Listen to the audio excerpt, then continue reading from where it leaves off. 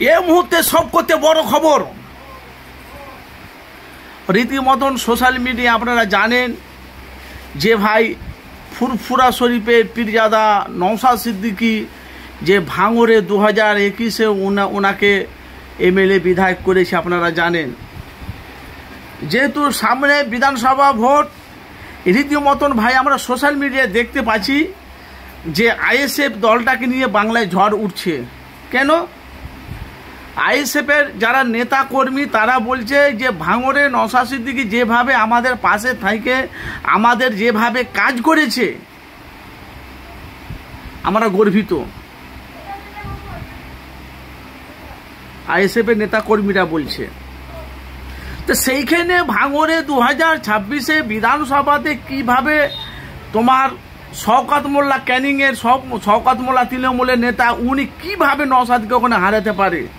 আইএসএফের নেতারা তো ওরা চ্যালেঞ্জ করছে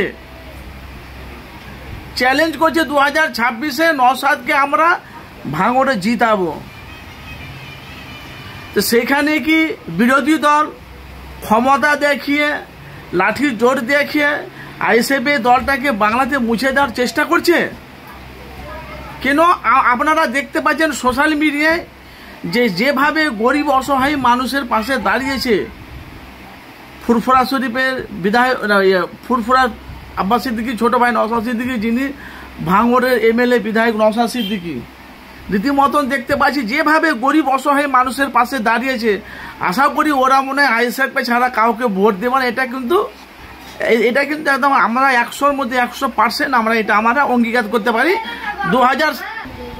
2026-এ পুরো কনফার্ম নওশাদকে আমরা জিতাবো, এটা আমাদের চ্যালেঞ্জ।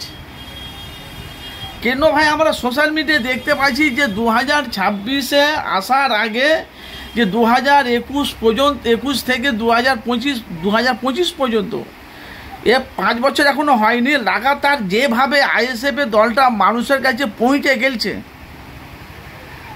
যেভাবে মানুষের কাছে আইএসএফের দলটা পৌঁছে গেছে, দেখতে পাচ্ছি অনেক বিরোধী দল তারা আইএসএফে যোগ দিচ্ছে। তো তারা আইএসএফের নেতারা বলছে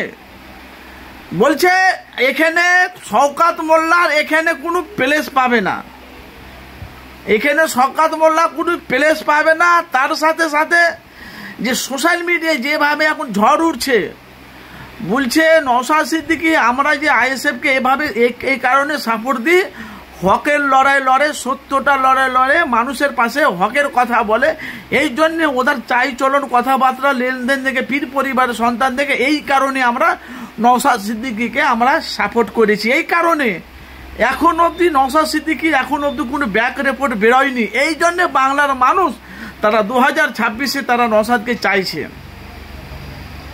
তো ভাই 294টা সিটের মধ্যে আপনারা জানেন যে নওশাদ সিদ্দিকী যে ভাঙড়ে যে নওশাদ সিদ্দিকীর সাথে যে লড়াইটাই যে হবে, সেই যেই লড়ুক না কেন বিরোধী দল, এরা বলছে নওশাদকে আমরা ভোটে একদম পুরো কনফার্ম জিতাবো।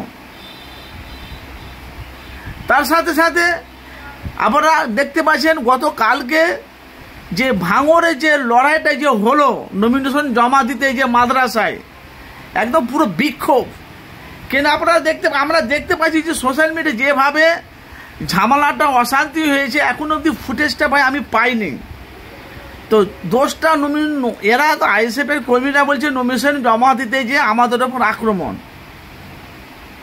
তো তথ্যটা কি অবশ্যই আপনারা এর পরে নেক্সট ভিডিওতে আপনারা পাবেন। তো আপনারা অবশ্যই আপনারা মূল্যবান আপনাদের মতামত জানাবেন।